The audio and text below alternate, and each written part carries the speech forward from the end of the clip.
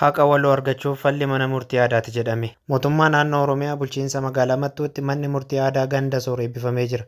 Sagantaa kana irratti argamuun yaada kan kennan bulchaan ganda Soor obbo Argaachoo Taamiroo akka jedhanitti haqa waloo argachuuf duudhaa keenya ganamaatti deebi'uun mana murtii aadaatti dhimma ba'amu akka qabaatu dhaamanii jiru. Oromoon aadaa isaatiif sirna isaa ganamaatti akka deebi'uu fi seenaa kana keessatti kun isa jalqabaati.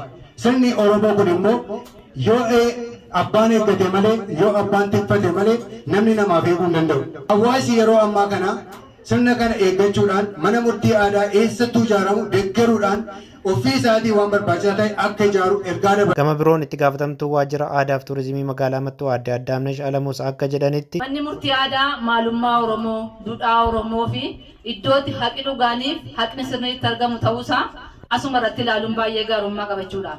Isa kana keessatti aadaan kun kaleessa dheengadda ture yoo jenne hin turre jechuudha. Baay'ee isaa dhimma aadaa keenyaa, duudhaa keenyaa, maalummaa keenyaa, waa'ee Oromummaa keenyaa dagannee jira jechaadha. Isa kana keessatti ammallee iddoo tokko tokkotti waan kana dafnee fudhannee hojjechuudhaaf rincicummaan guddaan jira jechaadha. Dhuma irrattis kantiibaan magaalaa Mattuu kabajamoo obbo Girmaa Taarriqeen saganticha irratti argamuun akka jedhanitti galmoota waloo mootummaan qabate arfan keessaa tokko mana murtii aadaa ta'uu kaasanii galma gahiinsa isaaf qaamoleen hunduu tumsuu akka qabanis dhaamanii jiru. Hojiin hangafaaf olaanaan aadaa iddootti deebisuudha jennee kaane. Aadaa iddootti deebisuun immoo wayyaa qofa uffatanii bahuudhaan miti. Akkasumatti taasisanii mirga saba kanaa kabachiisna jechuun kan danda'amu jijjiirama qabatamaa fiduudhaaf waan xiqqoo irraa ka'uudha. Biyya kana keessatti jal'oonni bakka baay'atanitti haqni namaan dhokata.